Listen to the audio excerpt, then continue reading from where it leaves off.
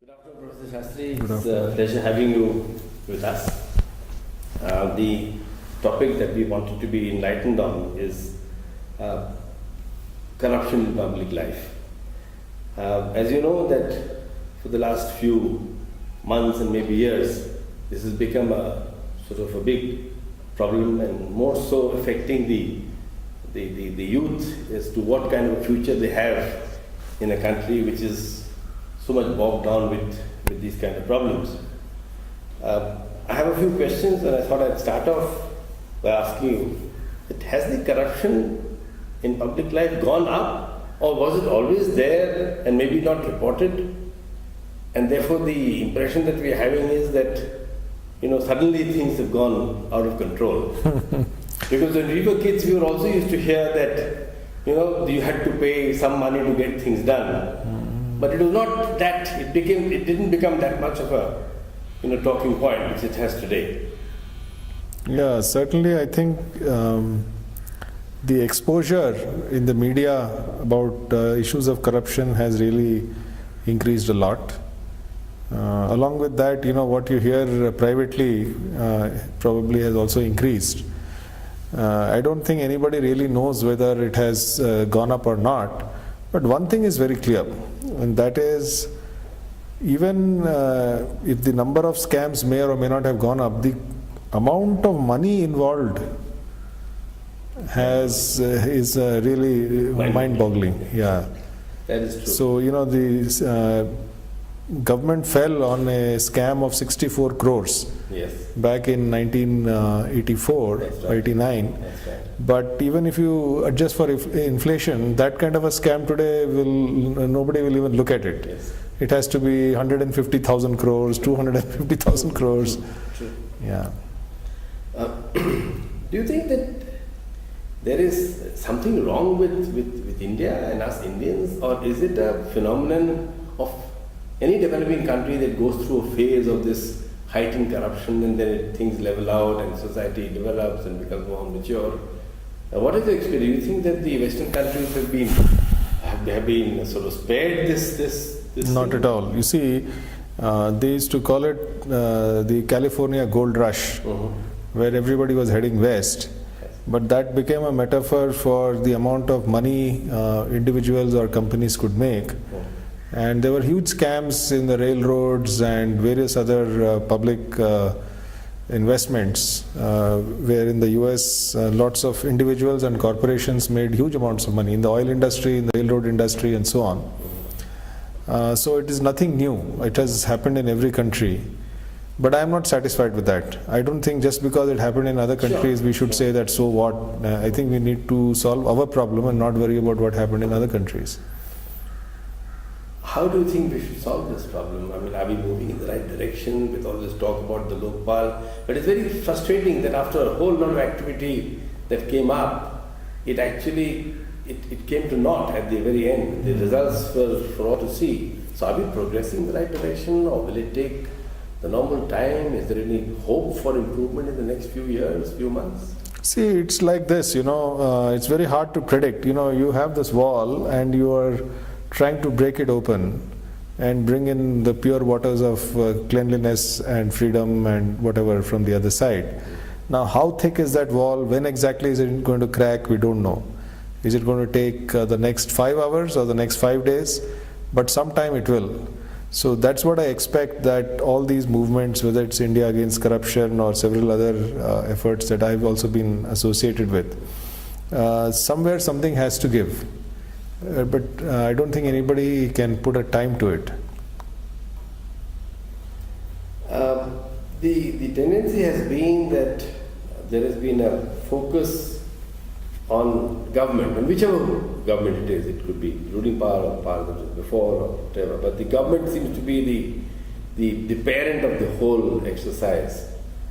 Do you think it's fair? I mean, are people who are involved in other sections of society not equally responsible for making a society the way it is? Don't they have a sense of responsibility? I mean, they say that the bribe giver is probably spared, but the bribe taker is punished. But in the last quite a few years, Do you think the people who are being in business and contributing in business, they are equally to be blamed for at least taking on the responsibility of reducing the level of these bad practices? I think some sections of the business community need to be held accountable. It's very difficult to say that all businesses are corrupt, just like it's difficult to say that everybody in the government is corrupt. I think the big push to big money and big scams has really come from the inclusion of the private sector in very large projects, what we normally call the PPP, the public-private partnership. Yes. And if you look at 4 of the recent big scams, starting with the smallest one, which is the Commonwealth Games, where large amounts of contracts were given to private companies to set up those stadiums and so on. Then followed, of course, by the 2G scam, which was a complete public-private partnership between the government and the private sector, if one may say so.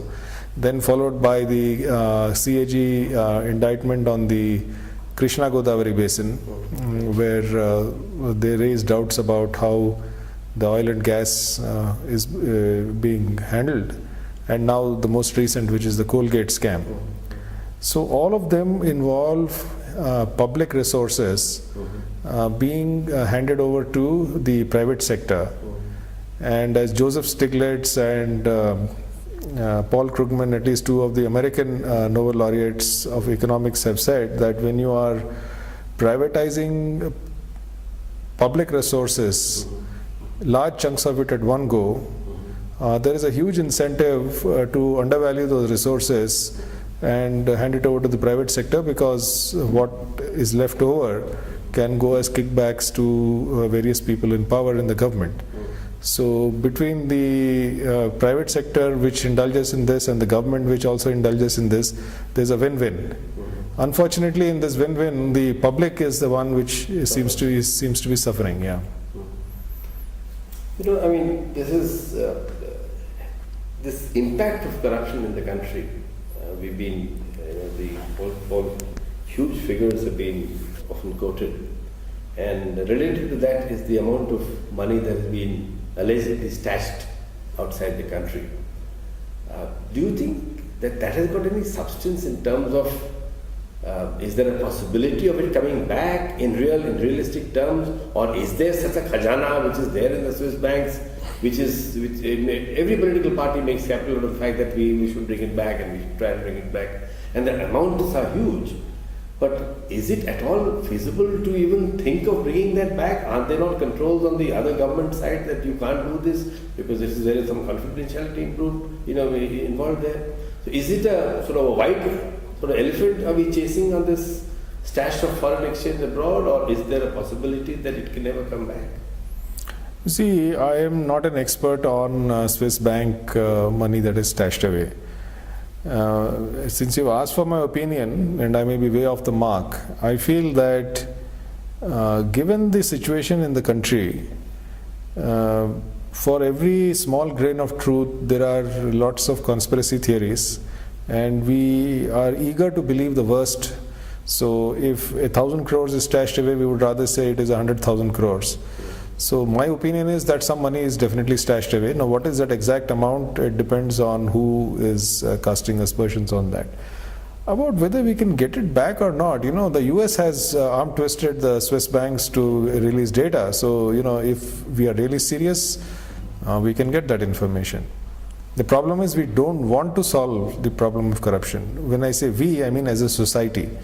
There are individuals and citizens who are keen, but as a society, if we wanted to, we can do it. Nothing prevents us. But then why is our society like this? Are we underdeveloped compared to the other countries, or is it a natural process of evolution? Because I was talking to another senior professor of sociology, and he was telling me that there's nothing to get too upset about this. It takes a normal course of evolution. For example, the guillotine was, a common place thing in France before the revolution, but today it's completely unacceptable. So, is it that because we were developing, or our starting point of development was much later, that it will take its own cycle of development and finally we will emerge as being much more enlightened, and therefore our society will be itself more punishing on its people who default? Because can you superimpose these standards from outside and bring them into the country, or will it be a process of natural evolution that will make us much more enlightened? Yeah, I think, if you look at broad sweeps of history, we can go on, saying that, well, everything works out in the long run. Mm-hmm. We were a great civilization 1,000 years ago, and we'll again become a great civilization. And I think it's good to have that perspective, but we are living here and now. And I think even when those upheavals took place in whatever countries, there were people who were concerned about it. There were people who were concerned that someone was being guillotined. So there are people who are concerned about corruption today. As a professor of sociology or whatever, I can take a very benign view and say, well, these things happen and we don't have to get worried.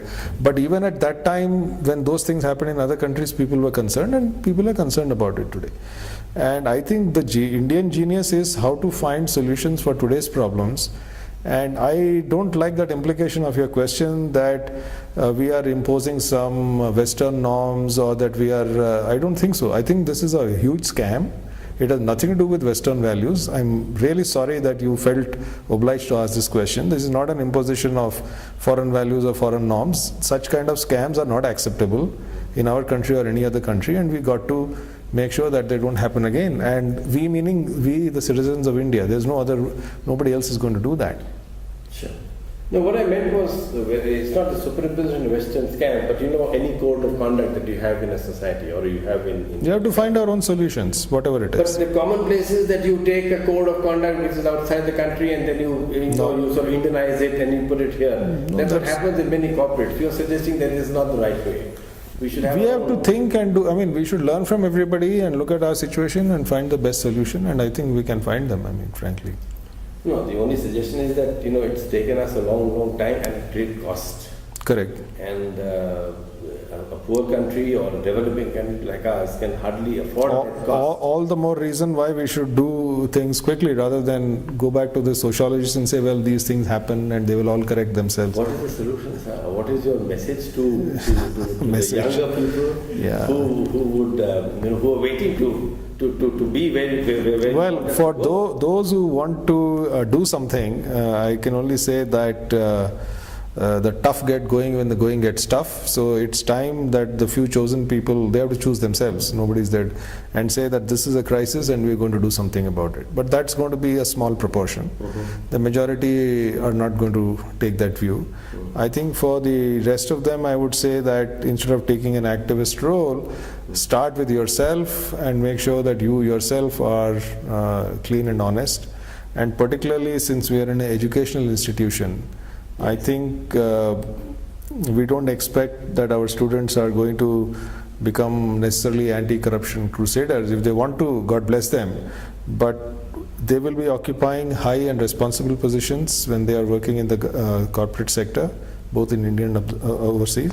And they should make sure that the decisions they take, the actions they take are ethically sound. They do not indulge in obvious things like bribing governments or anybody else, and also that the decisions that they make do not adversely affect local communities or the environment. Because in Europe, there are huge, and all over the world, there are huge movements where the corporates have got together and gone way beyond CSR. CSR is just doing some good around the villages that your plant has come up, but they're saying that these are the ethical standards. We will not pollute the environment, we will not harm the communities that we are working in, and we will not bribe the governments, and we will actually create a better situation wherever we operate as a business. So I think those of our students who are going to occupy such high positions should make sure that in their individual capacity as very senior executives of top companies, they would follow those ethical practices. So what you're suggesting is charity actually begins at home. So you start putting your house in order and doing things ethically, and automatically everything else will follow. As an individual who doesn't want to be an activist, I think that's the best I would do. But if I want to be an activist and I want to participate more vigorously in this, The field is open. I mean, we saw what the India Against Corruption achieved or did not achieve, but we need lots more people. And this is the when I say when the going gets tough, the tough get going. Rather than leaving these things to people who are, I mean, all said and done, many of our students are of very high caliber. Sure, of course. And so are our faculty actually, or anybody in the corporate sector at senior positions. If they take a lead, You can change things. because they have the credibility, they have the contacts, they have the resources, they have access to high positions both in the government and in the industry bodies, and when they take up a cause, they have enormous credibility. So that kind of responsible leadership, or I would even call it responsible activism. See, Mahatma Gandhi made activism respectable at that time because of the way he functioned. We need someone like that in the corporate sector who will make this kind of activism respectable, and then you will see that magic will happen. Someone in a very high and responsible position who says that I stand for this and I am going to support activities that will root out corruption in this country, it will make a big difference. So we are waiting for that tough I guy. hope some of our corporate members can see this video and be inspired by this. There was some suggestion from some quarters some time back that it may be a good idea, and I'm not advocating this, and I personally don't agree with this, but there is a point of view that says if we legitimize certain activities, for example, there was a hue and cry about this betting in cricket matches. But then somebody said, but it's completely legal in the UK. So once you legalize it, then there is no sort of profiteering to be made by doing something illegal. Correct. So similarly, if there are so-called services rendered, quote unquote, services rendered by some people, and which may expedite things to happen. If you go back to the history of corruption, it is basically the bakshish that is given by the colonial master to something that happened out of turn or something that happened so-called efficiently. Now that privilege of bakshish got translated into a right. So every Diwali, every Dasera, every Christmas, there is a certain expectation from these people who want things to be given so that certain services can be rendered. Can there be some kind of a legalistic kind of legitimizing this, which might bring or expedite or make things happen? See, I haven't thought about it, but if we are talking about using taxpayers' money or public resources, which could mean oil, gas, etc. And if those public resources or taxpayers' money, which is also public resources, is going to be used to fatten either the corporate sector or individuals or politicians in the government, I don't see how we can say that by legitimizing it, it is going to be, it's all right. But if there are intellectual services or consultancy services or actual services that somebody is providing and somebody is willing to pay for it, I think it's okay. But ultimately it's always the test of common sense. Yes. The older we get, the more as we reach adulthood, our minds get adulterated. So I would say, if you ask a 10-year-old kid, do you think this is right? And if he or she says, yeah, it sounds okay, then it's fine. If the kid says, no, this is not okay, then I would say it's not okay. Because what is the message we are giving to the next generation? That this is okay, that is okay, everything is okay, then what kind of a society are we going to build? We have a responsibility not only to ourselves, but to the next generation. No, I completely agree with you. I was just referring to this so-called this Tatkal system that is coming. You want something done in a hurry, you officially pay double the price, and you'll get your passport in time, you'll get your gas connection in time, you'll get everything in time. I don't think that's corruption, because you see, this is a value-added service that the government is providing. One can argue on different grounds whether it should be done or not, but purely in terms of the test that I put, that money is not going into any individual's pocket. It is going into the government kitty. And if you want quick service, the person is paying for it. I don't see any ethical or corrupt issue on that. Of course, the larger issue remains, why do you need that and why can't everybody get quick services and all? But that's a separate issue. I have one last question, is that, deterrent is a big, weapon against many of the wrongdoings. And that brings me to the fact that a court case in India takes years and years and years. So much so that there is no fear in the minds of the person who is transgressing the law into any problem. So, Correct. and therefore, if it's going to take another 20 years or 30 years, a person is out on bail, Correct. then where is the justice or the law of the land taking shape? Absolutely. I mean, you hit the nail on the head. As they say, justice delayed is justice denied. So we certainly need to expedite some of these cases. But there is one more issue there. You see, when we have such a situation, there is a lot of concern that we should have strong deterrents. But if you look at society, I still believe, maybe, I don't know what percentage, I'm just 10% maybe, congenitally corrupt and power hungry and are willing to fatten themselves at the expense of whatever the society or the government. And there might be another 10% on the other side. No matter what, they will always be honest and straight.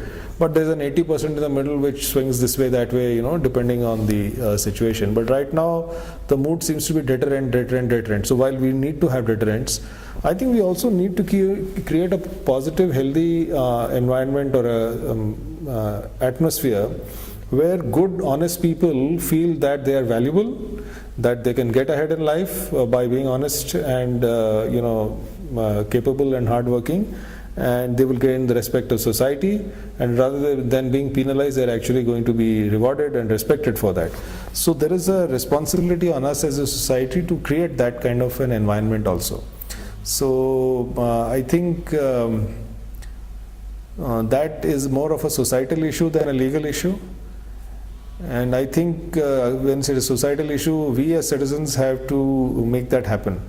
So for example, while we may continuously criticize the government whenever it goes wrong, I think we should also appreciate the government when it does something right. Or somebody for example, I think the Election Commission does a very fine job. I think today, I'm sure I'm making a controversial statement, the CAG is doing a fantastic job. Sure. As citizens, we should appreciate what the CAG and the Election Commission is doing, and that is a mutually enforcing thing, because they're working for us, and we by supporting and recognizing them, they also feel, well, it's not that we are only fighting corrupt forces somewhere in the government or in the corporate sector, there's a huge public which is supporting us. So I think that kind of a environment where we appreciate honest people, tough people who get things done, people who are capable, people who do not succumb to temptation, that kind of an atmosphere in this country needs to be recreated. I think it was there, and we need to recreate it. It was certainly there at the time of independence. So yes, I know things have gone wrong since then. It seems that I always remember this, they say कि वो हिंदी में गाना है कि ये धरती है बलिदान की, Vande Mataram, Vande Mataram. I think that spirit, maybe not like the heady days of independence, but in a maybe milder form, that spirit is required today. That ye dharti hai balidan ki means we appreciate that. Like we appreciated Gandhi or Bhagat Singh or Sardar Patel or Subhash Bose, and there's a whole galaxy of them, Rajaji and so on. We need to appreciate the people who are really sticking their neck out and fighting, whether it is Anna Hazare or Vinod Rai or the Chief Election Commissioner of India, or not only in the government but in civil society. But that's not happening the way it should as yet. The momentum is there, but it loses steam. I mean, you mentioned Anna Hazare. I mean, we know that there was a huge amount of support, and at least, everybody was in one frame of mind that this is a fantastic thing he's doing. It's a fantastic thing he's doing. But due to various reasons, whether it is their own management or because of the the public, or rather the political maneuvering or whatever happened, the public appreciation should have been far greater than what actually happened. No, actually, here I will steal a book from your sociologist friend. Even if you go back to, when you talk about history, if you go back to the independence movement, Gandhi took 32 years after returning from South Africa to get independence, and before Gandhi came there were several leaders. You had Dadabhai Naoroji, and you had Gopal Krishna Gokhale and Tilak, and I'm sorry if I've missed many names, but there were so many great. So they had laid a platform, and then Gandhi came and he took it forward, and it took him another 32 years, and I'm sure they faced many failures. Gandhi himself, non-cooperation movement, 1933 failed. His salt march, while it created, nothing really came out of this. They didn't even repeal the salt law. So it doesn't matter. I think they have done a great job, and I think they're laying a platform, and I am sure either they themselves or other people will take it forward. Because they have done one thing. They have shown for the first time since 1947 that it is indeed possible for people to hold the government accountable, even if very briefly.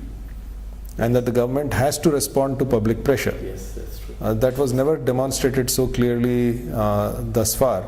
So I think that's a step forward. Fantastic. I have one related but not part of corruption question, and we'll end the interview after that. Is that, organizations and companies have a code of conduct. And that code of conduct is sacred, and it's very clearly told to an aspiring manager that everything else is fine, you will be progressing depending on your performance. But if there is a break in the code of conduct, you cease and you lose your job.